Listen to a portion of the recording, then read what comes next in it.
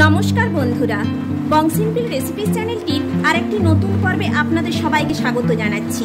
আজ আমি আপনাদেরকে ভোলা মাছ দিয়ে একটি অসাধারণ রেসিপি বানিয়ে দেখাবো। তাহলে চলুন বন্ধুরা, দেখে নিন আমি রেসিপিটি কিভাবে বানিয়েছি। ভোলা মাছ দিয়ে রেসিপি বানানোর জন্য এখানে আমি 4টে ভোলা মাছ নিয়েছি, ভালো করে ছাড়িয়ে ধুয়ে লবণ মাখিয়ে লবণ জল ঝরিয়ে নিয়েছি। এবার আমি হলুদটা মেখে নিচ্ছি।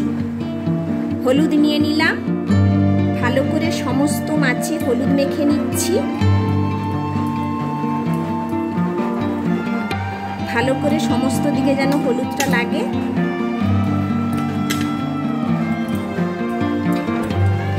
হলুদ মেখে নিয়েছি। এখানে আমি 10 পিস কাজু বাদাম নিয়েছি। এই কাজু বাদামের পেস্ট একটা আমি শিলে বেটে বানিয়ে নেব। কাজু বাদামের পেস্ট আমি শিলে বেটে বানিয়ে নিয়েছি। এবার আমি রান্নার কাছে চলে যাব, আর যে সমস্ত উপকরণ নিয়েছি আমি রান্না করতে করতে দেখিয়ে দেব। গ্যাস জেলে কড়াই বসিয়ে দিয়েছি। রান্নাটা আমি সরষের তেলে করব, তাই সরষের তেল দিয়ে দিচ্ছি। তেল ভালো করে গরম করে নিয়েছি। একটু লবণ ছড়িয়ে দিচ্ছি যাতে মাছটা তলায় না জড়িয়ে যায়। এবার মাছ দিয়ে দিচ্ছি। আমি 2 পিস করে মাছ ভেজে নিচ্ছি। মাছগুলোর এক সাইড ভাজা হয়ে গিয়েছে, আর এক সাইডে উল্টে দিচ্ছি।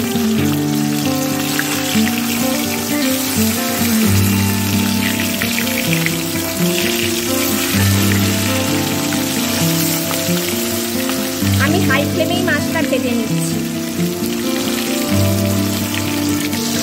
মাছগুলোর 2 সাইড আমি ভালো করে ভেজে নিয়েছি, তুলে নিচ্ছি। এইভাবে আমি বাকি 2টো মাছও ভেজে নেব। সব মাছগুলো আমি ভেজে নিয়েছি, তুলে নিচ্ছি।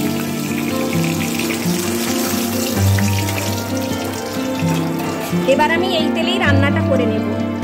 এবার এই তেলের মধ্যে দিয়ে দিচ্ছি, ফোড়ন হিসেবে নিয়েছি আমি 2টো এলাচ ফাটিয়ে নিয়েছি, 2টো লবঙ্গ আর একটা দারুচিনি স্টিককে এরকম টুকরো টুকরো করে ভেঙে নিয়েছি, দিয়ে দিচ্ছি। একটু ভাজা ভাজা করে নিচ্ছি। ফ্লেমটা আমি মিডিয়ামে রেখেছি। ফোড়নটা আমি ভেজে নিয়েছি। এখানে একটা পেঁয়াজ আমি গ্রেট করে রেখেছি, দিয়ে দিচ্ছি। পেঁয়াজটাও ভালো করে ভেজে নেব। পেঁয়াজ ভাজতে ভাজতে স্বাদ অনুযায়ী লবণ দিয়ে দিচ্ছি। প্রথমে লবণটা দিলাম কারণ পেঁয়াজটা ভালো হয়ে ভাজা হবে। পেঁয়াজ একটু ভাজা ভাজা করে নিয়েছি। আমি এখানে 1/2 টিস্পুন রসুন বেটে নিয়েছি, দিয়ে দিলাম। এই রসুন বাটার সঙ্গে আমি এখানে 1 টিস্পুন আদা বেটে নিয়েছি, দিয়ে দিলাম। সমস্ত কিছু ভালো করে কষিয়ে নেব। আদা রসুন পেঁয়াজ ভালো করে কষিয়ে নিয়েছি। এবার দিয়ে দেব হলুদের গুঁড়ো। এখানে আমি 1 টিস্পুন হলুদের গুঁড়ো দিচ্ছি। 1/2 টিস্পুন লঙ্কার গুঁড়ো দিচ্ছি। 1/2 টিস্পুন জিরের গুঁড়ো দিচ্ছি। আর দিচ্ছি 1 টিস্পুন ধনিয়া গুঁড়ো। সমস্ত কিছু ভালো করে কষিয়ে নিচ্ছি। আর এরই সঙ্গে একটা টমেটো এইভাবে পেস্ট করে রেখেছি, দিয়ে দিচ্ছি। সমস্ত কিছু মশলা আমি ভালো করে কষিয়ে নেব। যতক্ষণ না তেল ছেড়ে আসছে ততক্ষণ আমি মশলা কষবো।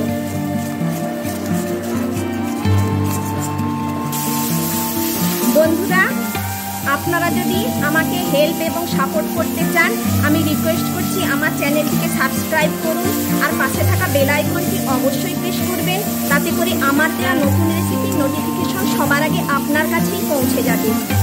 বন্ধুরা, আজকে ভীষণ বৃষ্টি হচ্ছে বাইরে, আর এই আমার মাছের রেসিপি জমে যাবে। দুপুরের ভাতের সঙ্গে গরম গরম ভাত, আর এই রেসিপিটা দারুণ লাগবে খেতে। এবার আমি বাদাম বাটার পেস্টটা দিয়ে দিচ্ছি।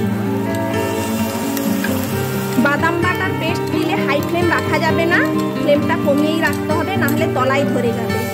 আবারও ভালো করে কষিয়ে নিচ্ছি। সামান্য একটু জল দিয়ে কষিয়ে নিচ্ছি।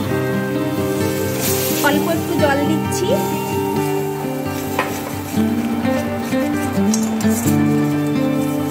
মশলাটা ভালো করে কষিয়ে নিয়েছি।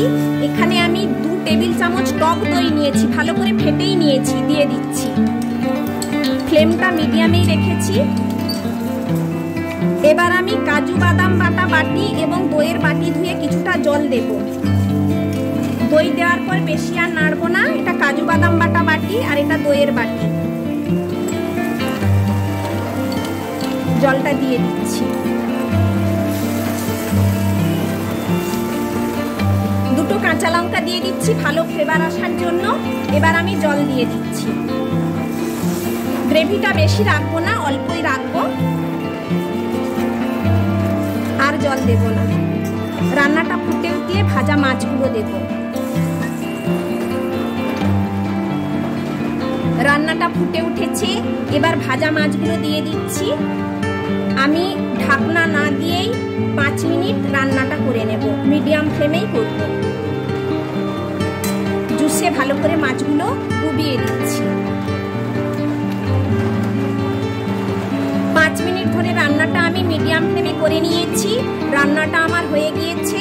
আপনারা যদি ধনেপাতা পছন্দ করেন এর উপর থেকে ধনেপাতা ছড়িয়ে দিতে পারেন, আর যদি একটু চিনিও দিতে পারেন টেস্ট ভালো হবে, আর একটু মিষ্টি মিষ্টি স্বাদ যদি পছন্দ করেন দেবেন। আমি যেমন দিইনি, আমার ভালো লাগে না। আর এখানে 1/4 টিস্পুন গরম মশলার গুঁড়ো নিয়েছি, সেইটা আমি দিয়ে দিচ্ছি। ভালো করে খুন্তি দিয়ে মাছগুলোতে মেখে দিচ্ছি। জুসের সঙ্গে ভালো করে মেখে নিচ্ছি। আমি গ্যাসটা বন্ধ করে দিচ্ছি। এবার রান্নাটা আমি গরম গরম পরিবেশন করব। দেখুন বন্ধুরা, আমি ভোলা মাছের রেসিপিটি বানিয়ে নিয়েছি। অসাধারণ হয়েছে খেতে। আপনারাও এইভাবেই বাড়িতে বানিয়ে খাবেন, আর কেমন হয়েছে আমাকে কমেন্টস করে জানাবেন। আমার এই রেসিপিটা যদি আপনাদের ভালো লেগে থাকে তাহলে লাইক, শেয়ার, কমেন্টস করতে ভুলবেন না। আর আপনাদের কাছে আমার চ্যানেলটিকে সাবস্ক্রাইব করার জন্য অনুরোধ রইল। আমি আবার কোনো নতুন রেসিপি নিয়ে আপনাদের কাছে হাজির হব। সুস্থ থাকবেন, ভালো থাকবেন। ধন্যবাদ।